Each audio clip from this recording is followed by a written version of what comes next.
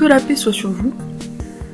Je voudrais vous parler maintenant, chers Gaulois et chères Gauloises, de l'importance justement de se définir comme Gaulois et comme Gauloise. Pour ça, il faut que vous compreniez ce qu'est un rêve. Un rêve éveillé. On va dire par exemple, vous regardez un film, c'est une forme de rêve éveillé, dirigé par quelqu'un d'autre, par le scénariste du film, mais qui devient le vôtre, puisque vous regardez le film et donc vous éprouvez les émotions des personnages, etc. Ou vous lisez un bouquin, pareil. On est exposé sans arrêt à toutes sortes de rêves éveillés de cette sorte, de ce type, des fictions. Et ça ne change pas, a priori, grand-chose à notre vie. En réalité, si, mais bon.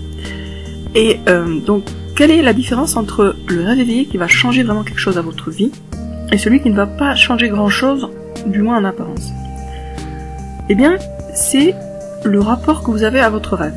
C'est-à-dire que si vous vous voyez comme dissocié du rêve, même si vous éprouvez des émotions en rapport avec le rêve, mais si vous voyez comme le rêve comme étant justement purement de la fiction, ce rêve-là, même s'il va vous influencer quand même en douce, aura pas un impact aussi grand que si vous vous voyez vraiment dans le rêve. Si le personnage principal, c'est vous. Si le héros, c'est vous. C'est pour ça que quand je vais faire des rêves éveillés, ou quand moi-même je fais des rêves éveillés, je fais souvent répéter la question suivante: pourquoi est-ce que nous passons à l'action et prenons les choses en main? Parce qu'il y a des gens qui vont faire des rêves, mais le problème c'est que dans le rêve ils sont eux-mêmes passifs. Et du coup le rêve n'est pas très utile puisque il ne les pousse pas à l'action. Donc il est important de faire des rêves éveillés où on est soi-même présent, ou au moins un personnage qui nous représente, enfin on se sent vraiment relié à des personnages, au moins un, et on est actif.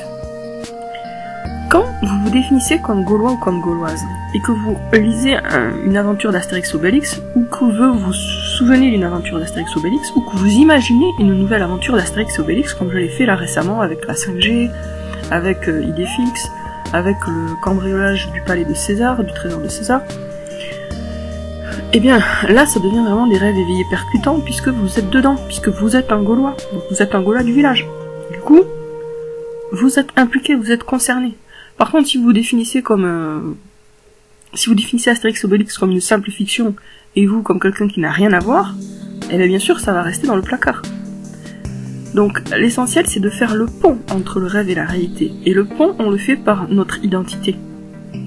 En vous définissant comme Gaulois ou comme Gauloise, vous faites le pont, et du coup tout ce réservoir, tout cet égrégore positif d'Astérix et Obélix, vous y connectez, et là ça devient quelque chose qui peut nous pousser à tous à l'action dans le bon sens. C'est pour ça que je me permets d'insister sur l'importance de vous définir, de nous définir comme des Gaulois et des Gauloises. Avec toujours ce petit clin d'œil à De Gaulle et la résistance pendant la Seconde Guerre mondiale. Si nous sommes des Gaulois ou des Gauloises, nous pouvons puiser dans l'imaginaire de Goscinny et Uderzo, paix à leur âme, puisque Uderzo est mort très récemment, et ça aussi c'est un petit signe de Dieu pour dire oui effectivement c'est important. Nous pouvons puiser dans cet imaginaire pour en tirer une vision de ce que nous voulons pour la France, et aussi de ce que nous sommes capables de faire. Une vision parce que finalement la vie des Gaulois dans leur village c'est quelque chose qui est souhaitable. Moi personnellement j'imagine une France où il n'y a plus de grandes villes comme ça, bétonnées. Il n'y a plus que des petits villages, mais beaucoup de petits villages. Même Paris devient un réseau de petits villages avec beaucoup de verdure. Pas d'énormes bâtiments, pas d'énormes immeubles, pas de tours de je sais pas combien de mètres, non. Des villages. Des villages partout. Avec de la verdure partout.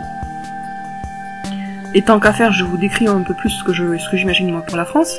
J'imagine une tour Eiffel dorée, avec de la verdure, les stades de foot qui sont transformés en parc, où les familles peuvent se promener.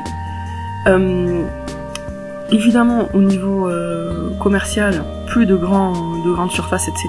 On revient à du local.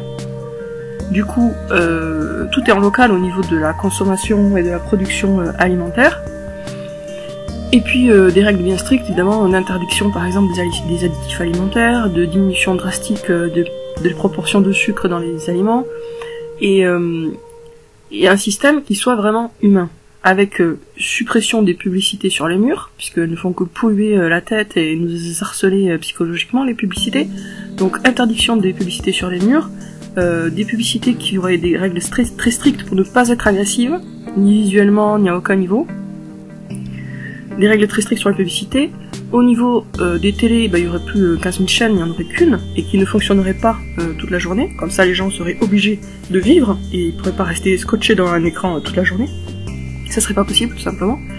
Bref, une vie, un mode de vie qui favorise et la proximité avec la nature de chacun, et la proximité avec les autres. C'est-à-dire on va créer du lien social, parce que tout simplement, les habitats seront propices.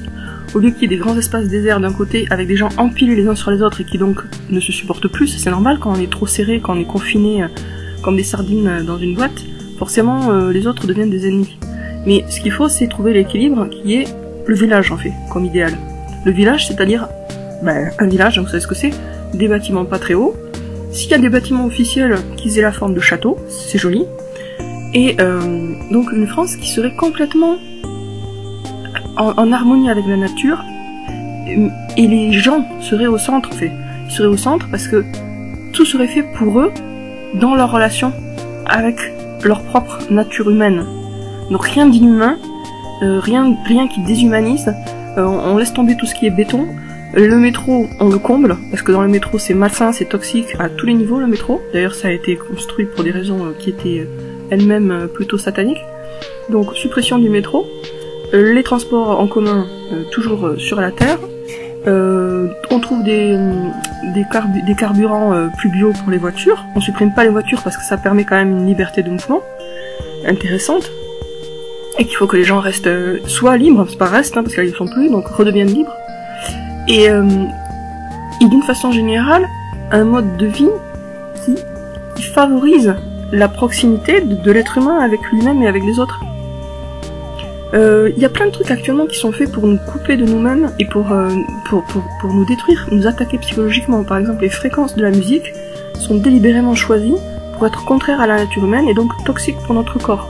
Donc on reviendrait sur des fréquences bénéfiques pour la musique. Et il y en a, hein, c'est pas un problème. Pour les prisons, moi j'ai de bonnes idées, enfin je pense que c'est des bonnes idées. La prison serait vraiment une punition et en même temps ça serait totalement constructif. Donc ça serait pas un truc du genre on s'amuse, etc. Gna gna, non. Et ça serait pas non plus... En fait ça serait un vrai isolement, comme le confinement là ce qu'on vit, sauf que les prisonniers auraient quand même des possibilités de lire, d'écouter, et même de parler avec certaines personnes, mais ça serait totalement axé sur le constructif. Donc ils ne pourraient pas, en fait, se complaire dans des pensées noires, ou dans une logique autodestructrice, ou destructrice, ce serait pas possible.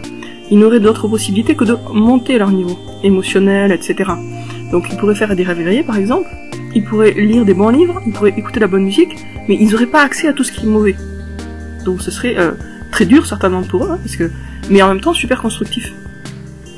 Et ils seraient obligés de changer de nom à l'entrée de la prison, ils auraient le choix entre plusieurs noms, mais que des noms qui sont porteurs d'une énergie positive. Ou alors ils les choisiraient eux-mêmes, mais à condition qu'ils respectent certaines règles. Pour que ce soit l'occasion d'une renaissance et de la naissance d'une nouvelle identité. Après bien sûr il y aurait la suppression de la paperasse administrative pour tout ce qui est agriculteurs, etc. D'ailleurs la paperasse administrative serait réduite au strict minimum, parce que c'est fait pour pourrir la vie des gens, la paperasse administrative, c'est fait aussi pour les faire sentir esclaves, donc on supprime au maximum, on simplifie tout, pour que les gens aient le temps de vivre et qu'ils se sentent pas comme ça toujours sous l'emprise d'un état qui les écrase. Voilà, bon, j'ai partagé un petit peu avec vous mon utopie, et vous voyez qu'elle a un rapport assez direct avec Astérix Obélix, puisque c'est dans Astérix Obélix, c'est un peu ça qu'ils vivent, ils sont en contact avec la nature, ils vivent dans un village, chacun a sa place, chacun a sa fonction. Il y a beaucoup de relations, de liens entre les deux, c'est des copains même s'ils se tapent dessus. Donc il y a vraiment une chaleur humaine, et en même temps, un rapport très direct avec la nature. Sur ce, je vous dis à bientôt les Gaulois.